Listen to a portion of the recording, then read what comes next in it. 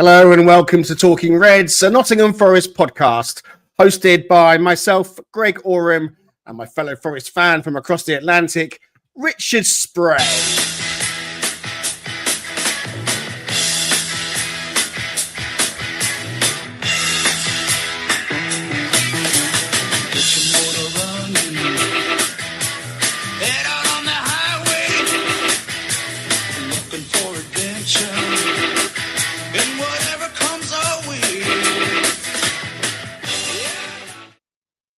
Trying to keep it lively, Richard. You know, how you doing, mate?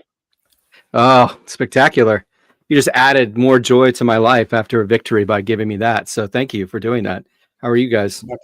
My pleasure. So once again, we come to you on a Sunday evening, all smiles and very happy following another fabulous win for Nottingham Forest as the Reds came away from the GTECH Community Stadium 2-0 winners against a Brentford side who hadn't lost at home this season and in fact had won 7 out of 8 home games, scoring 26 goals.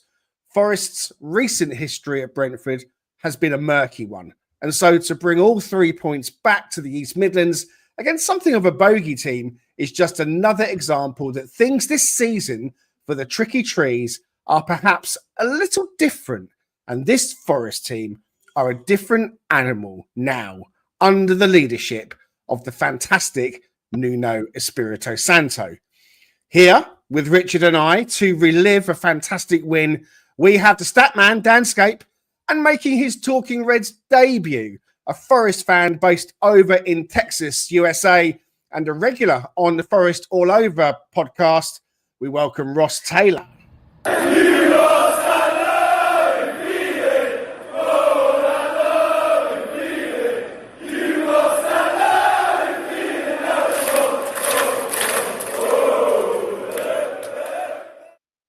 Evening, gents. How are we doing, Ross? Nice to have you with us. Very good. Thanks, Greg. Thanks for having me. Excited to talk about the game. Always good to talk about a win. Absolutely. When we've been spoiled so far this season, Dan, how you doing, mate?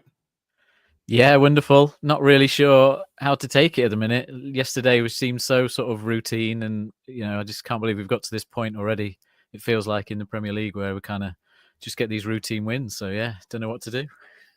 Don't forget to join in with us in the chat. Drop your comments in. Make sure you say hello. We'll try and give you a shout out if we can. And of course, those of you that are coming to us later after we go off air, perhaps listening through Apple or Spotify, we thank you so much for joining in the fun as well. All right. So another victory for Forest. It's Christmas time. And so we're like at this point to give you something like this to get started. You see him bobbing and weaving and scoring a screamer or two. But there's nothing you can do when our liner is running at you. Step into Christmas, see Anthony Elanga running down the wing forever and ever. You're working captain, he's at lightning. Step into Christmas, we're going Champions League. The Forest sing more looking tires, the mist comes rolling in, and Mattels is in the goal, saving everything.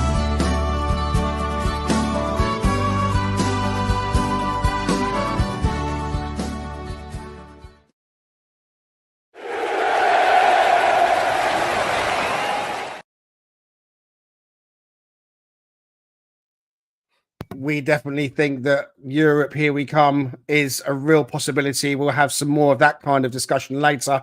But the players in the Bard's songs there, Aina and Elanga and Matt Sells, definitely deserving to get a mention. So let's get straight into match thoughts and how we kind of thought things might unfold and how it did unfold. Richard, just give us your overview of how that one went. Yeah, I mean, it's just finally great to get that monkey off our back and to beat Brentford for the first time since we've been back in the Premier League, the first time since January 2020. So you got that. In conjunction with that, what I'm really liking is that we're starting to see sort of this elevation of performance and consistency of performance from the team, but elevation of performance by Callum Hudson-Odoi, by Anthony Elanga, which is really exciting because if those two guys get going and they start firing on all cylinders, I put it out there. I think I can't remember where I threw it out there, but I said, do we really have to freak out and worry about another goal scorer if we can start seeing Anthony Elanga continue to progress as a finisher? Because if that's the case, I think we're going to be rolling. I mean, the fact that we're in fourth and we haven't really had that week after week is incredible. But yes, absolutely amazing to see him playing with such confidence and such dynamism. It's a great thing to see. Definitely going to be speaking about Elanga a bit later on. But Ross, just give us what you thought of how it went. Yeah, obviously it was great. I mean, what felt really poignant to me was it felt like we were almost like an established top six side, just going in and getting it done, going to a potentially sticky place. And just, if Arsenal went in and got that 2-0 win, then it would kind of just be job done. And we were kind of ruthless like that. I also want to shout out for Nuno, because a lot of the pre-game chatter, across various pods was, the expectation of a more traditional 4-2-3-1, and then starting out with a 3-4-3 seemingly blindsided them a little bit. Even Frank mentioned it, that Forest had never set up that way, or they very rarely do. So, it really did allow for us to be on the front foot, especially with two offensive midfielders from the start versus the more enforcer type midfielder, which is obviously Dominguez and Yates.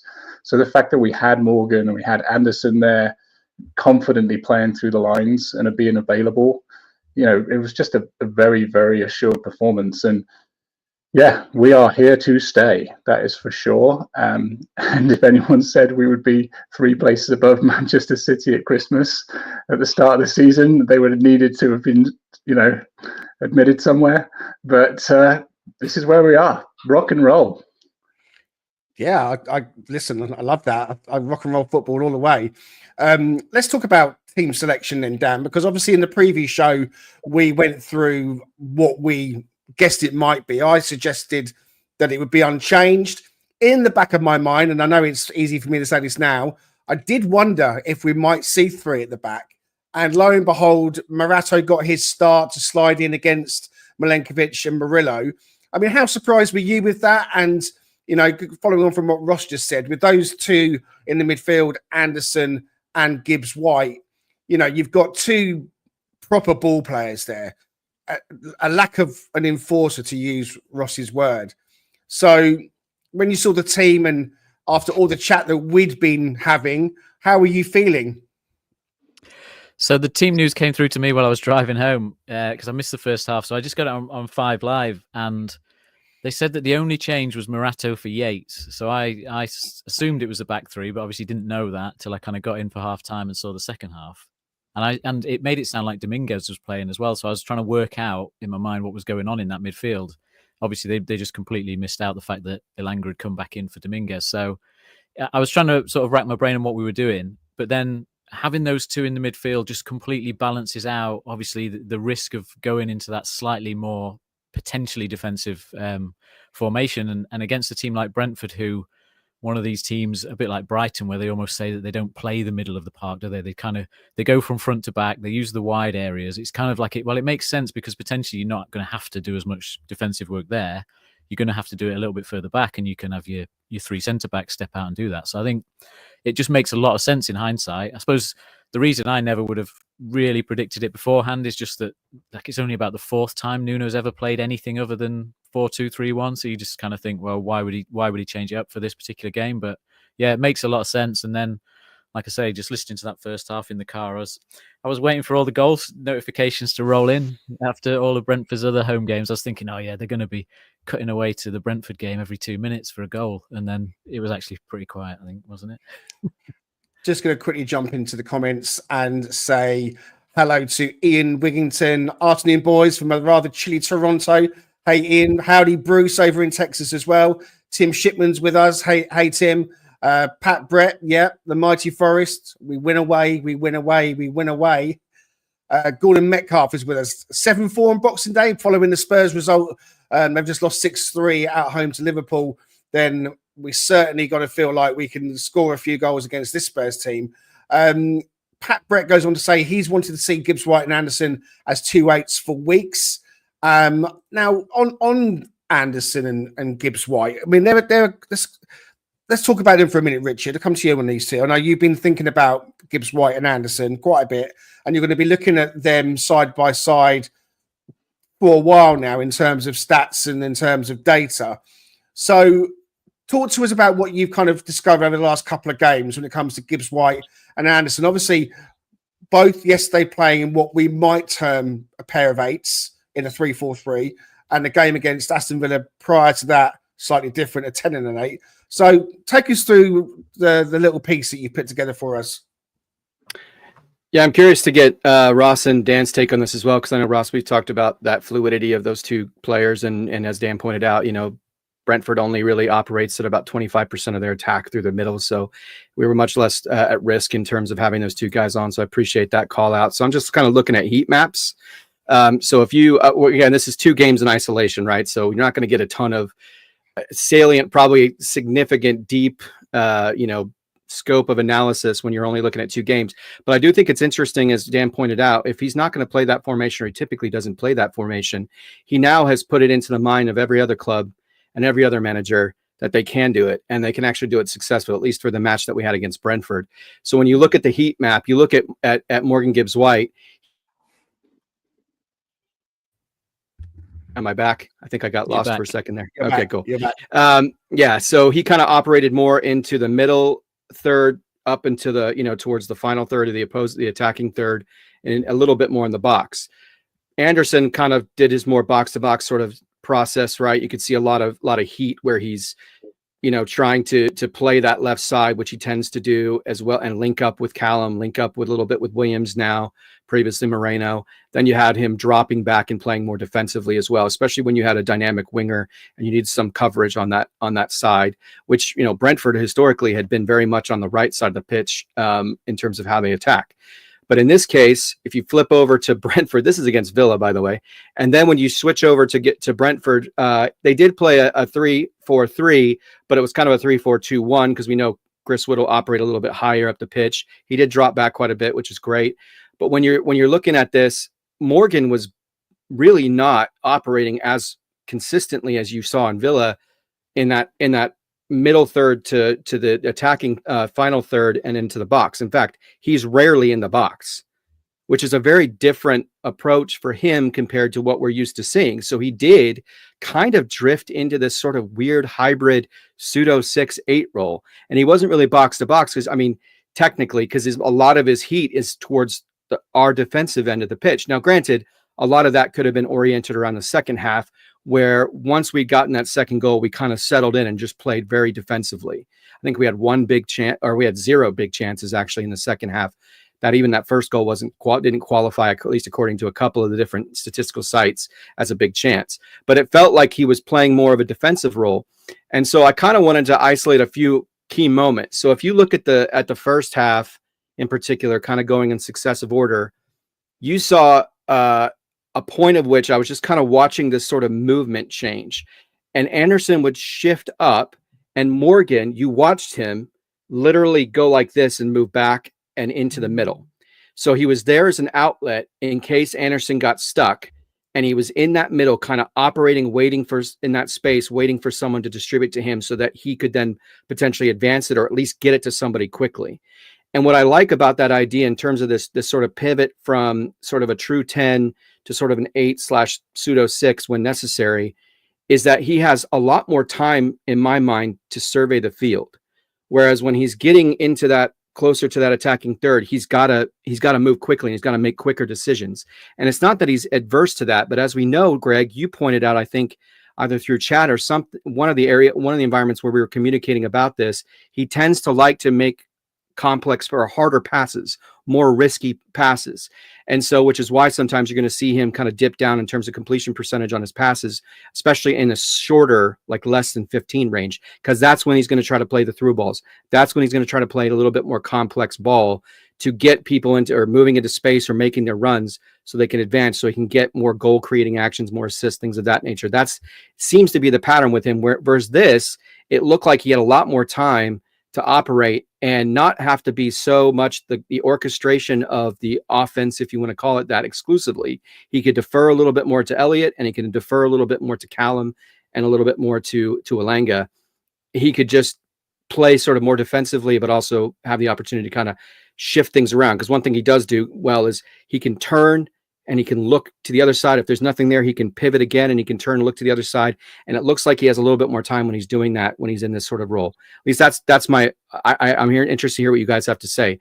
But if you look at on the 23rd minute, he had a really nice ball from Nico back into the middle. He does a half turn using the outside of his boot, which we know he's really good at. And he just flicks it forward to himself and then and plays a beautiful through ball. And unfortunately didn't get controlled by Callum and went out. But it's that moment that I was like, oh man, this is just different. And then if you go and advance it and push it further to the second half. Sorry, I'm just making sure. Am I good? You're back again. Keep losing you guys. Sorry. Yeah. In the second half, on the 69th minute, Forest are kind of like in heightened sort of staving off mode of Brentford. Murillo intercepts a ball coming across into the box. He then shoots it up to Morgan, who shields two guys, kind of squeezes out of that moment where he's getting pressured by the two opposing players. And then he rifles a ball up to like a curls a pass in excess of 30 yards right up to an advancing Aina. And that moment for me told me, like, I honestly think this could be a great sort of aha moment for him in his ability to leverage his propensity to pass and want to look for a pass first versus trying to sort of think more, I need to score, and wanting to be more of that distributor. And so I'm curious to look at how these stats continue to progress, because as we saw previously, his percentage of overall passes completed wasn't quite as good as some of the other 10s we see in the Premier League. So in this match, this is the second match in a row, by the way, he's exceeded 90% on overall completion percentage on his passes, 87.5 on balls less than 15 yards, but he had 13 out of 13, so 100% on balls 15 to 30 yards, and then he was 100% on balls in excess of 30 yards. And one thing I've noticed about his stats, he's, as I mentioned earlier, he's really good at switching the flow of play. And I just think he's going to operate better to do things like that when he already has a tendency to be that way and to be highly accurate that way, if he's given a time to survey the field, which means when he plays deeper, he can still add some defensive support, but he can also, I think, add more to his ability to get the ball out to the edges or to Elliott or to others as they're advancing up the pitch versus having to be the sole distributor and sole orchestrator of the offense. So yeah. I'm excited. But you saw Elliott kind of drift back, and it's evident by the fact that neither of them had an assist in this match compared to each one of them having an assist in the previous match. And their expected assists was lower as well compared to previous match. So they weren't really the ones having to do everything to make things happen. It's such a great position for us to be in, to have two players of such a great skill set. And I'm a big champion of Morgan playing in that deeper role. And with those two playing alongside each other, I've wanted to see them pivoting off each other, and the interchange between them can be really crucial for us. Let me quickly interrupt myself and say thank you very much to Mark for the £2. He's saying Merry Christmas, Greg, and Happy Holidays to Richard. We thank you very much, Mark. Your support has been truly appreciated. So, Merry Christmas to you as well. Ross, so we can talk about Gibbs White and Anderson as well, but also I want to kind of push us back into the match a little bit. I felt that in the opening 30 minutes, I felt that we controlled things from a defensive point of view. Yes, Brentford were coming at us. I never felt particularly like we were in any real danger. There were a couple of moments, which was the early Damsgaard chance when it came across him. He possibly could have done better, and Sells made what I think is a routine save. And then there was the Morato moment where he's looped it up and Whistler has got a foot on it and popped it over the bar. But beyond that, I felt fairly comfortable in that first 30 minutes. And I was chatting in the WhatsApp group saying, I feel it's quite controlled. What did you think of that first sort of opening 30? Yeah, I certainly feel like we're more solid than we have been in our Premier League, recent history. And I think Morato probably looked the kind of most exposed a couple of times in that first half. But generally we're so solid, with those three at the back, and obviously Milenkovic, that never really felt super concerned. Couple of minor errors, but nothing major. And back to Richard's point in regard to Morgan and Elliot, it's ultimately a case of we need to get our best players in the positions that can dominate the game against the opposition. And the modern team doesn't need to have the same kind of, strong-hearted holding midfielder in the same way. You can defend the ball from anywhere. Your number 10 is your first defender almost. So, I think we're in this spot now where we've got 3 really resolute defenders and a lot of other players who could play pretty much anywhere up the field. So it's a really nice combination that we've got. But it's solid. There's a lot of energy in there, a lot of guile.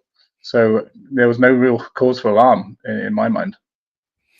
Just sticking with you, Ross. One thing I noticed, I'm sure you did as well, was right at the start, the ball was down the left-hand side, and Elanga had come all the way over and was literally next to Hudson-Odoi on that left-hand side.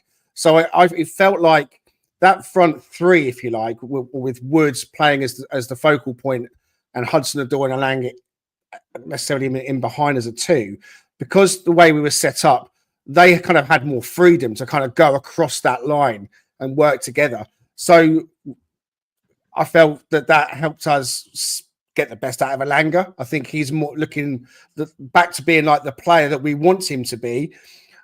What have you made of Anthony Elanga this season? I know that he's had hot and cold moments, and the question of what I've got for you is, now you know what you know, would you have taken the 50 million from Newcastle? Well, that's a good question. Just back to the game, there was a couple of very intentional acts, I think, obviously how the team played, but also I think Elanga staying narrow to Wood was one of the intentional acts from Nuno. And I do think Elanga plays better when he's closer to the primary striker. Ultimately, you want him on the shoulder and avoiding getting offside. That plays to his strengths. I think when we're kind of more typical 4-2-3-1, then there's a bit more defensive duty on him. I like the fact that he's typically a very explosive super sub. I'm fine with that. I think that worked really well, obviously, at Anfield. I think, the dynamics of the squad are such that there's a good 15, 16, 17 players there that know they have a role, and Elanga is one of those. So I'm less precious about which 30 or 40 or 50 minutes he gets in the course of the game. I do think there's been a regression for him this season because he was basically the best that we had in a weaker squad last year in the early stages. And now he's not. He's part of a machine. But I think his standards have been fine. But I'm as comfortable with Jota coming in every now and again and using Elanga as a sub. I think they've all got a big role to play. Danscape, coming to you. Just kind of sticking on the Morgan Gibbs White Anderson theme. What did you make of Richard's heat map? Because you are the stat master. So I'm interested to see what you've got to say. And I know you didn't see the first half, so it's unfair to kind of get you to comment too much about the first half. But you were talking in your opening part about how you half expected there to be lots of goal alerts from Brentford. So how pleasing was it for you to kind of go into the second half? I'll rewind to the goal in a second, but how pleasing was it? We were 1-0 up at half time. So how pleasing was it for you to go into second half 1-0 up? Like I said, I sort of went into that second half just expecting us to see it out, and it was weird. I think maybe because I hadn't been intensely watching the first half, and I'd just been keeping an eye on your chat in the group, and it didn't seem like anyone was overly worried. No one was flagging up any particular concerns, like, oh my God, they're gonna cause us trouble here or there or whatever. So when I sat down for the second half, it was very much a case of, well, this just feels like a classic Forest away performance, and we're either going to grind it out or hopefully nick another goal. And I don't really know what to make of the heat map that Richard's done in terms of, I think it's kind of like they're two different games insofar as we had a lot more possession against Villa anyway, and obviously the different setup and stuff. So it's hard to compare. I think what stands out to me though is the fact that if you remember when we came up and Cooper tried to play those just 2 in midfield, and we just got torn apart, and that was with potentially a defensive midfielder as one of the 2 as well, like a Kouyaté or someone that was there just stop attacks, and we just got played around so easily. And now you compare it to being able to put Anderson and Gibbs White into that position as just the midfield 2, and we control the game with it. And they know exactly where to be. The whole team still keeps its shape and still keeps the opposition under control, even though they are a very high scoring team with threats, in several areas around the pitch. So yeah, it just feels like we are at that point now, going away from home, that yes, okay, we're going to have the odd game like an Arsenal or a Man City where we get opened up a bit too easily, but against this kind of team, it feels like we just know how to keep it tight enough to get the results. Anderson and Gibbs-White in the midfield. Would you call that a double pivot? Is that what we're calling it? Is that how it's termed these days? I mean, every time we talk about pivot, I just think of this. Pivot! Pivot! Pivot! Pivot! I can't resist. But is it a double pivot? Is that what it is? I think so. I mean, it has to be with two, I guess. I guess. Whatever it is, it's working. That's what we're calling it now. That's what we're calling it now. We're calling it that now. Can't be triple. I wanted to talk about the goal. Richard, over to you. Just before that, Woody had a chance with the header. So should he have scored? Did he make it too easy for Flecken? First question. Yeah, I at the time I think I commented, and I'm such a grumpy SOB during matches most of the time anyway, but I get out of character. Instead of being this sort of somewhat affable guy, I turn into this grumpy old man. But I definitely thought there was an opportunity. It looked like, and granted, the angle of where he was, I think where the ball was coming to him, it was a bit hard. I think if he had he probably didn't imagine in a split second Flecken necessarily shifting over a little bit, but he headed it with a lot of force. I mean, he gave it about as much force as he could give it. I think had he kind of come around the ball just slightly, I think he would have scored that, because there was so much space on that side. And when you look at that moment from behind the goal, again, I'm nitpicking here. We won 2-0. Who cares? But the point being is that, to your question, I think that it was an opportunity, but that's okay, because we made up for it and we continue to be somewhat relentless. But as far as the actual goal that we scored towards the end of the first half, what's really nice to see is something that I think we were concerned about, the difference between how we attack with Nico versus how we attack with Moreno. Moreno is a little bit more of a straight line, overlapping, sort of left-footed, traditional, which I love. And I know Dan's a big fan too, and has pointed out brilliantly in terms of how you leverage that tactically. What I'm liking, what I'm seeing, and this was evidenced through the goal, Nico's starting to do that more. So it makes me wonder, because he tended to want to invert a little bit more, because he's a right-footed player, obviously. So he's going to want to cut in the middle, and he can distribute, or he could potentially take some shots, because he has done that for Wales. I like, though, that he overlapped with Callum Hudson-Odoi in that moment. Callum played it off to him. Nico did just enough to get around the defender, and ironically used his left foot to cross the ball. And I don't know if Wood intentionally did this. I don't know if he kind of acted as somewhat of a shield and then intentionally let the ball go through, because it almost looked like he kind of got tackled from behind a little bit. But that ball perfectly, and the advancing Aina, it was just a really nice illustration of our build-up play. Even though we're not a high possession team, we have these moments where we can really carve somebody up, and through the quality of the players we have, the athleticism of these players, the intelligence of these players. But it was just a brilliant ball, and even better finish, because he had to hit it exactly where he did, otherwise that gets saved, and it's 0-0 going into halftime, which changes a lot, I think, in terms of the momentum. So it was a huge moment. It was great to see Aina, with all the brilliant work he's put in this season, kind of pull another one that he had against Villa last season, with all the beautiful pace and angle and trajectory of the ball. Amazing goal. Everything about it was just poetic. I thought, as I said previously, the first 30 minutes, we allowed Brentford to have the ball and play their game, and we contained them, and it wasn't anything that we were worried about too much. But then there was definitely a bit of a change, and we just upped our momentum, shifted gears. The ball was coming down the left an awful lot, and the Wood chance came, and on another day he's putting that in the back of the net. And I think we scored when we were on top in the game, and it came obviously a great time. It wasn't that long before half time, always a good time to score. And I felt that going into half-time 1-0 up against the Brentford team who've been free scoring, as we know at home, their home record we spoke about, it felt like a bit of a sea change was taking place again.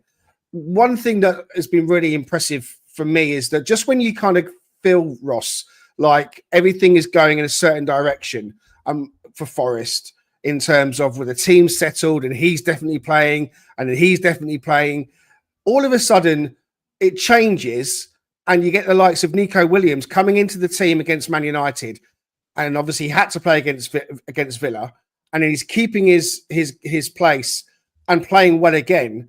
And all of a sudden, Alex Moreno, who's been great for us, his position is not as assured as what I thought it was. So it's just showing that the squad is definitely going to be the reason, isn't it, that we managed to get European football this year? Yeah, and I think it's healthy competition as well. To my previous point about like these 16, 17, 18 players who know they've got a role over the course of the game.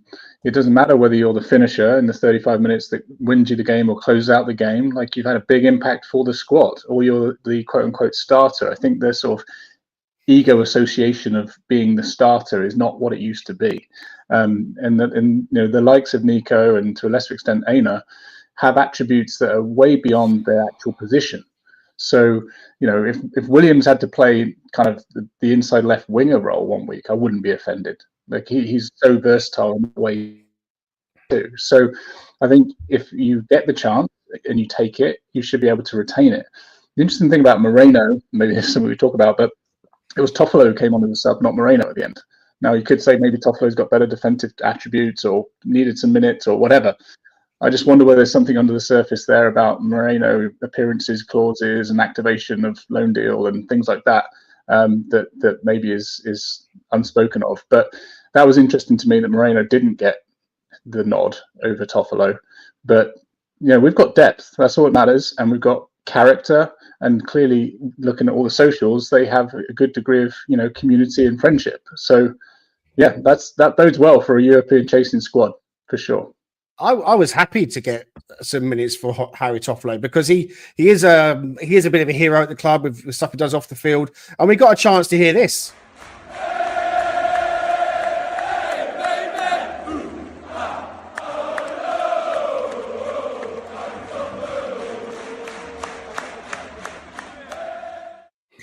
He's definitely a player that we admire and respect. So I'm not sure about why he got on ahead of Moreno. It might just be because he's been training well and it was 2 or 3 minutes. And defensively, I mean, there haven't been that many games for Moreno to build up matches to kind of count against something like you suggest. But hey, you could definitely be right about that.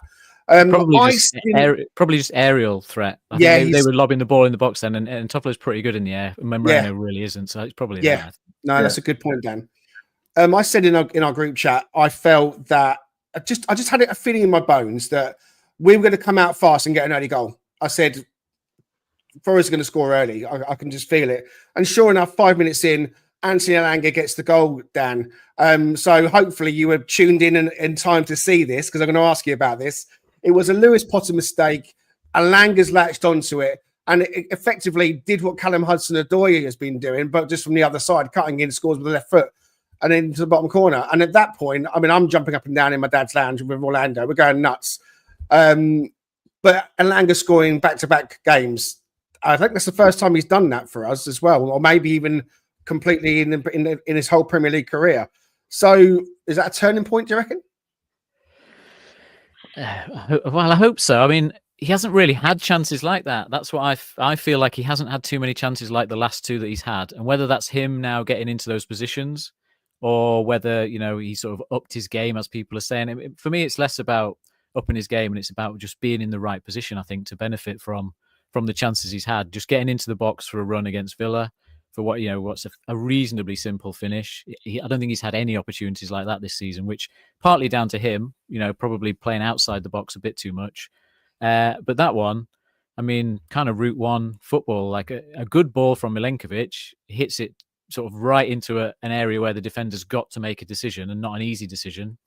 And we touched on Lewis Potter briefly in the preview show being a left-sided attacking midfielder that's been sort of forced to play a left-back role.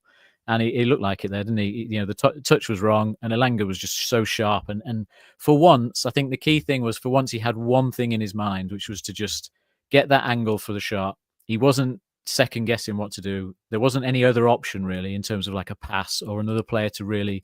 I know Wood kind of cuts across and makes a good run to drag a defender out of the way, but it was kind of like there was only one thing he could do from there, and that was just try and get enough space for the shot. And then it was a pretty casual finish, wasn't it? Really, like, you know, just kind of stroked it into the corner. And if he finishes like that and like he did against Villa, then he's going to get these goals. Like that's always been just the only question mark, is that little bit of panic in the final decision. And these last two have been just clinical, cool. He just looks like he's like, yeah, I can score these goals and I'm going to do it. And that's what we want. 2-0 up. I'd have not really felt under that much pressure. And Forest then pretty much decided to sit in. And I still never felt really in that second half, Richard. I don't know how you feel about it. I didn't really feel like at any point, oh my God, they're going to score, they're going to score. There was the one chance, which was the Sells save, which, yes, I know it did hit him in the face, but I'm going to stick up for Sells here, because I'll tell you what, you make yourself big, you put yourself in a position, you don't go to ground early, you watch the ball, and it doesn't matter if it's your face, your knee, your hand, whatever it is, your backside. As long as you keep it out, that's a good save, and it's point blank, and it's coming at pace. So Matt Sells makes what I think is a great save. But other than that, we were pretty comfortable, weren't we? I mean, I know, Dan, you're getting a bit chirpy about it being his face. So I'm directing my angst at you, Daniel San. But Richard, I was just going to say, if it was Carlos Miguel, it would have just hit him in the nuts, wouldn't it, at the same height? Well, if it had been Carlos Miguel, then we might have had to have a conversation about, the few inches, or because it would have definitely been a sore one. A few inches later. Yeah, definitely. Richard, let's just quickly discuss the whole Brentford approach that second half. Forest were digging in. They never really had a chance, did they? Yeah, it was interesting because when you look at the possession stats, I mean, they absolutely buried us from a possession percentage perspective by the end of the match. But at the beginning of the second half, we really dominated. I mean, like flipped. It was like 55-45, I think, at one point in the first few minutes. And that was when the goal occurred. Then all of a sudden, it just turned after the goal occurred. Then we just settled in and we said, you know what? We're good with I think we're good with 2-0. If we can get something on the counter, great. If not, we're just gonna bed in and not let them break our lines down at all. And it was really interesting to watch when Mbuemo, who was just brilliant in the match. I mean, could say a few moments he probably didn't have a great cross into the box. It might not quite have the same quality that you're used to, but he certainly didn't look like a goal threat throughout that match.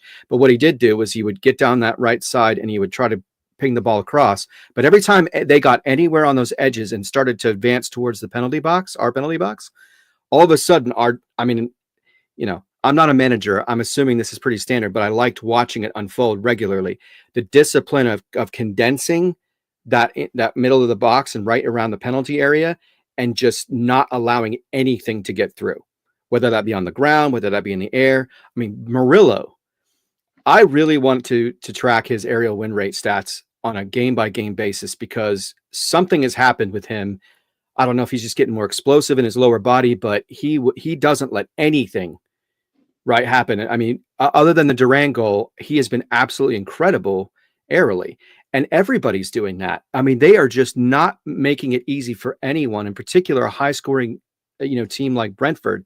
And you could see the frustration. I mean, they just could not figure a way through it at any point. And I think that was what we saw on display was the best version of our club in terms of how we operate offensively and how we operate defensively. It was a perfect illustration of those two things kind of working at an optimum level, especially on the defensive side, towards pretty much the entire second half. Because that goal occurred, in the 50 to 51st minute? And then from that point on, and then they bring Yates in, and they bring Dominguez in around 63rd, 64th minute, somewhere in that range. And then it just gets even more the case.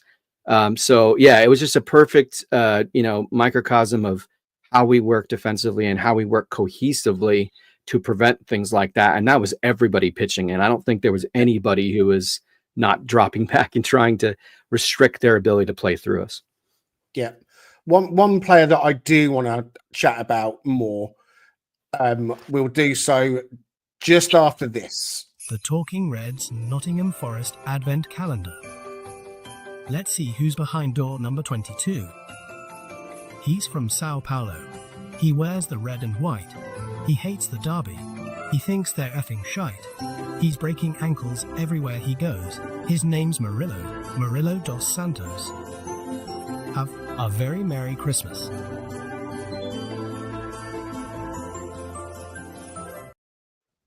Yes, indeed. Number 22 in the Talking Reds Advent Calendar is Murillo. He's the 22-year-old who made an impact that none of us saw coming when he signed from Corinthians on the last day of the transfer window in August 23.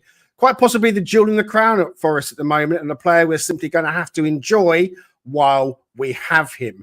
As most agree, he is probably destined to play at the very, very top level.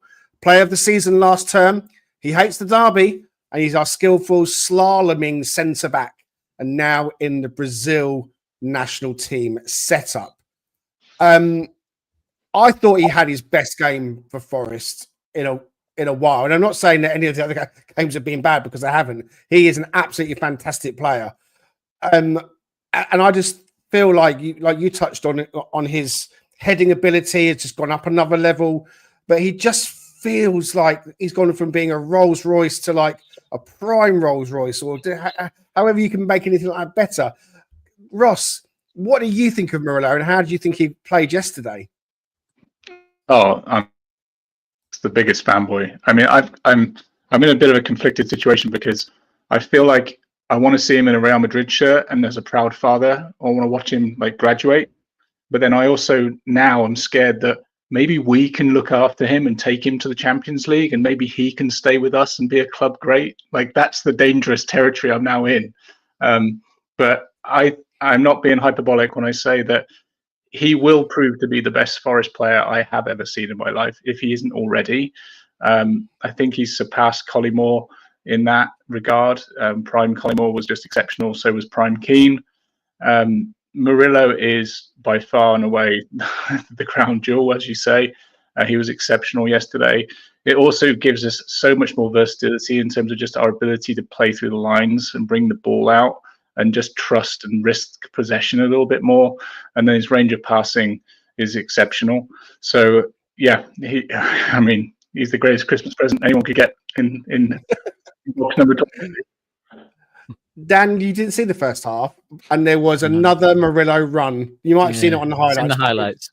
Yeah. I mean, he went on that run, and I was thinking, go on then. I was like, and Orlando's in the TV screen going, go on, then we're both, go on, egging him on. 80 yards he ran. You know, it was like unbelievable. So, Dan, I know that you have, since he broke into the first team, you've kept your, and this is you all over. You keep your feet on the floor as much as possible. And when it comes to Murillo, I think your feet have been well and truly on the floor. I'm interested to get your take on him and how you feel he's developed since then. I mean, I know, let's kind of get a bit more of a deeper thought from you on Murillo. Yeah, I think last season we saw a young defender who didn't have that much experience around little key moments that at this level get exploited. So that, there's a few times when I think he dropped deeper, playing players on side, which kind of created goals that, once you're in a more familiar setup of a back line and things like that, you can just stop the chance by playing them offside, stuff like that. And he sort of wanted to do too much defending a little bit last year, which I know sounds daft for a defender. But this season, I think he's benefiting from not having to do as much all-action defending, which is partly down to his decision-making and partly down to the whole setup of the team is obviously leaving him isolated a lot less than he was last time. So you're getting less of the last-ditch tackles, getting less of the goal line clearances and stuff. There's not as many highlight packages that people put together on the socials afterwards where he's sliding back in and clearing off the line. But that's because the whole team is defending better. But what Richard touched on is heading. I mean, it feels like every time there's a big chance from a corner or a cross, he's the guy there right in the center of that penalty box, and he gets a head on it. And he doesn't just get a head on it. He seems to be able to head it to the halfway line at the minute. He properly makes good contact. And he has definitely been working on that. And that, again, that's down to him and the coach and everyone. But it feels like he's definitely been working on, from a set piece situation, just getting there and winning those headers, which was the one thing everyone really questioned him on. And, he's going to... I am now sad that at some point we lose him because I don't know how you replace him. How that recruitment team's going to find another left-footed centre-back with that kind of quality on the ball, who's just also that all-round good at defending, is like, that is a hell of a job if we do end up selling him. Well, I think that it's going to happen. And I think that we just have to enjoy him while we've got him. I know that that's the line that everyone spills out. But ultimately, if you get too worked up about it, that's how football works. And we've got to balance the books as well at some point. He's an asset. Ian says he'd keep him, but if the 100 million came in, we'd have to let him go. And Bruce says, well, that's fine, but I'd take double that. So, the point is that he's going to probably go at some point. I hope it's not to another Premier League team because that would really stick in the throat. I hope it is a Barcelona or a Real Madrid because he's worthy of that. But to your point, Ross, if we were to sneak into those Champions League places, we may well keep him for another year. It may well be that he says, you know what, I'm going to stay with Forest, Champions League football. We are fourth in the Premier League, gents, at Christmas, which is an unbelievable thing to say. And so everyone listening and watching, just give yourselves a little pinch because it is real. We are fourth. And you know what as well, we're there on merit. We're not there by luck. We're not in a false position, as one or two pundits have suggested. We're there because we've played everybody once now, except for Spurs, who come to the City Ground on Thursday, Boxing Day, and then we go to Everton. So it can't be that I'll get my teeth in. It can't be that people are saying to us, oh, you've not played anyone. We've played Liverpool away and won, Man United away and won. We've beaten Villa at home. We've taken on some very good, tricky teams and beaten them. Brentford hadn't lost all season at home. They didn't score against us and we won 2-0. So we can hold our heads up really high and, let's just look up now. I don't want to hear any more talk about looking behind and all the jokes are, well, one more win and we're definitely safe. We're on the up. I grew up in the Clough era when we were one of the best teams in the country. And to not have had that for so long, you can get used to a certain type of feeling. But Forest are huge. And you know what? We're going to be in Europe next season. I think whether it's Champions League, whether it's Europa League, whether it's Conference, I believe we are going to be in Europe next season. So strap yourselves in, lads, because it is going to be very interesting. Before we leave the match, we've got to do this.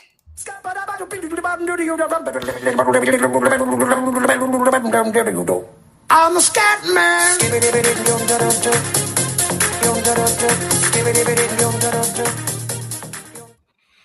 Daniel San, let's see what you got. Even I'm not sure. What have we got? We have got the radar charts that have appeared before, but this time instead of just a solid red chart, we've got Nuno dressed as Santa with a pint of beer there, just filling in for Forest's statistics on this one. So this is just a general match overview showing kind of what we did a lot of, what we did less of this game compared to the previous game. So the previous game is just in the blue outline, and Nuno represents this game. And to be honest with you, compared to that Villa game, it was a very different match. We didn't go on the front foot as much in terms of tackling in the attacking third. We didn't necessarily create as many clear-cut chances. We didn't have that kind of best pass completion rate of the season by any stretch, and obviously didn't have the possession. But what we did have is more shots on target, basically, and they went in. So, yeah, a classic away performance really is just what this one is showing us, I think. Okay, on we go. And this is just focusing on the attacking side of it. So, again, you can kind of see the Nuno face is quite a different shape to the blue outline, which is the last match. So in terms of sort of what we did, it's a very different format of kind of an attacking performance. But goals per shot is right up there as like our third most clinical game of the season, basically, so far. Liverpool was probably the top of that list. And this was our third most clinical game in terms of converting our shots, taking our chances. And really, that's the only one that sort of stands out from this game compared to other games, is just we were clinical. Other stuff in terms of attack, touches in the attacking penalty area, touches in the attacking third. Again, the assists and the possession is less than against Villa, which shows how good that Villa performance was as much as anything. Okay, you got another one for us here? Yeah, so we had to do a lot more defending in this game than against Villa as well. So although I know a lot of fans took umbrage at Thomas Frank saying they dominated the game, and that in his post-match, there's a bit of grumbling about that. To some extent, I see where he's coming from in terms they had the possession, but they didn't really use it. We did have to make a lot of clearances. We had to make a lot of blocks on passes. We had to work very hard for this win. I think that's what he's getting at. It's sort of a compliment in a way, is that we had to do a lot of defending. And that's what this chart, again, shows compared to the Villa game, which is in the blue line. And in terms of interceptions, it was our most interceptions under Nuno in any game so far. So in terms of working hard to close off the lines and stop them connecting passes, this was the most we've ever done in a game since Nuno's been manager at Forest. Fantastic. Okay. Nuno v Nuno tracker to quickly talk about. Yeah, so looks similar to the European Dream Tracker. And this tomorrow, is it that the next episode on the stats series comes out, I think? Yep. And that's going to look at why we might have underestimated Nuno in terms of where we are in the league and what we're actually aiming for here, based on his past record and what he's done, and how similar our style is to that Wolves team. But as you can see here, I've just plotted his Wolves teams of 18-19 and 19-20. Both teams finished 7th. The first time they qualified for Europe, the second time they didn't, just because of a cup difference in terms of how you qualify. And you can see we're at game 17, we've got 31 points. And in his two previous ones there, he's got 26 and 24 points. So, I mean, we are flying even compared to what he managed to achieve with Wolves last time out. We are flying like well above that. So, it just bodes very well, basically. Just quickly sticking with the tracker, the European Dream Tracker is here, and you can quickly just tell us how this is looking. So, 31 points after 17 games. 27 points would be the average that we'd need to get that European qualification. So we're well on track for that. This is not the way to think about it, but we could afford to not pick up points from the next two games and still be on track to be that average qualification for Europe. Obviously, that's the negative way of looking at it, but that just shows what we've put in the bank, and we're not far off a top 4 finish on an average season, even if you ignore the current situation of the league table. So again, just since that Man City game, we've kind of been flying. It is a bit of a strange table. Man City in 7th, Spurs I think are 11th. Man United are, off the top of my head, 13th, I think, or something like that. Forest are a team that are upsetting the odds. And one player that we've spoke about a bit recently, the doorman, Mr. Murillo, Dan. We're looking at his clean sheet watch, part 2. We're up to 169 minutes now. He got a proper clean sheet, didn't he? Yesterday, played the full game, and absolutely, against a very, well, we said in the preview, didn't we? If he comes out of this, and even if he's just got to the 90 minutes from making his sub appearance, that would be a good going against a team like Brentford who score plenty of goals. So he's up to 169 minutes now for his second clean sheet watch, doing his sub appearances and now his starting role. Fantastic. If you are watching along, please do hit the like button on this video. It helps us massively. And if you haven't already, we'd love it if you could subscribe. You only got to subscribe once. So liking and subscribing is a thing for what we have to say. And we'd love it if you could help us along a little bit. We're trying to get up to 1,000 subscribers. We're ever so close. 923, I think it was, when I last looked. So, on YouTube, that is. If you're on 927, my goodness me. We've just popped up a little bit. Thank you so much. Apple, Spotify listeners, you can hit the follow button there as well. Leave us a lovely 5-star review if you can. Going to take a very quick break. This York shop is a cheese lover's paradise.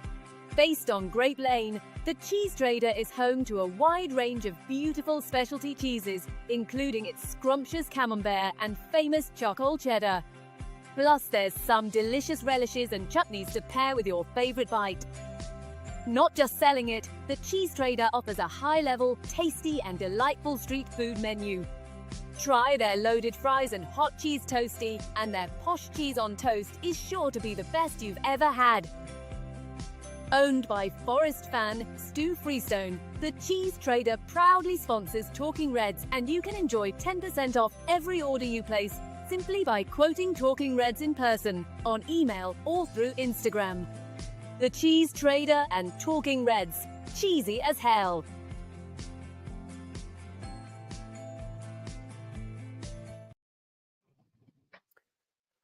Yes, indeed. The cheese trader Stu Freestone sent us an absolutely fantastic message earlier.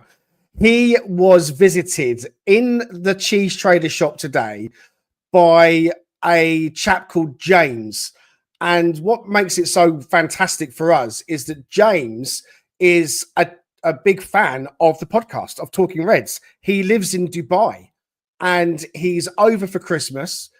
And because of listening to us on Talking Reds and talking about stew and the cheese all the time, James, I think, is based about 45 minutes away from York whilst he's here in the UK.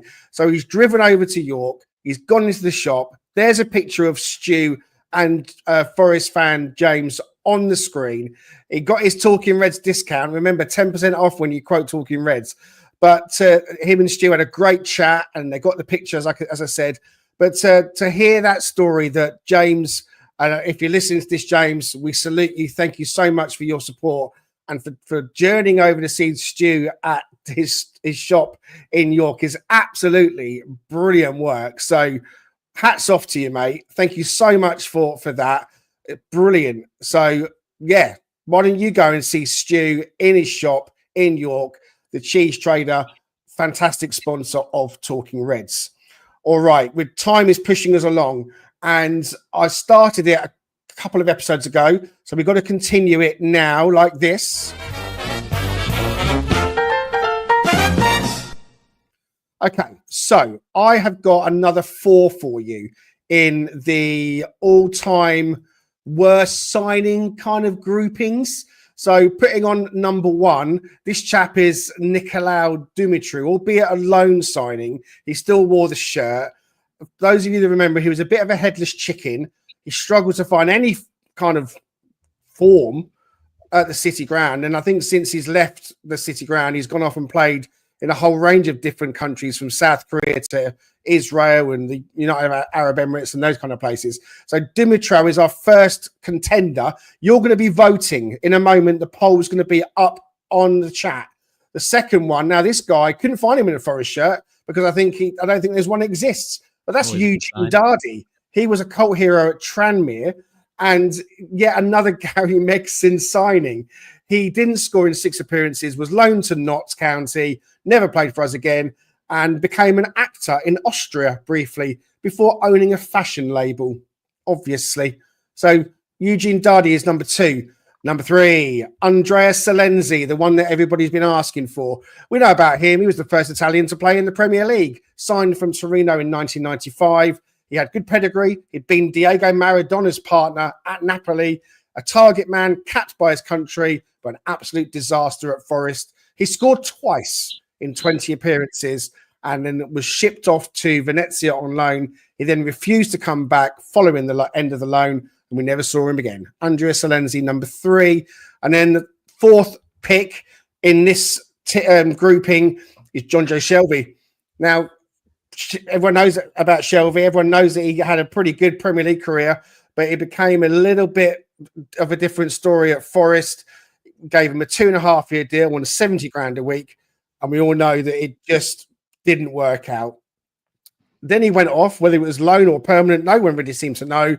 But John Joe Shelby is the 4th option. So you got Dumitru, you've got Dardy, you got Salenzi, and you got Shelby. And I'm putting the poll in the chat now. So I need everybody, please, to cast your vote on who you think out of those 4 deserves to go through to the final, to be in with Turner's gone through, Matt Turner, and we had who else was it that went through the last time? I've completely lost track of who went through. Harry Arter. Yeah, Arter. Oh, Harry Arter, wasn't it? Harry Arter and Matt Turner. That's right. We've got 4 big hitters in there today. We have got 4 big win hitters their own in round. I thought I wanted Salenzi to have a little bit of a job because I know that everyone thinks that he's going to swing through. Ross, what are your memories of any of those? Oh, God, it's Sophie's choice, isn't it? So the first 2 are really scratching the memory. I have to admit, I hid behind the couch watching a lot of that period of Forest.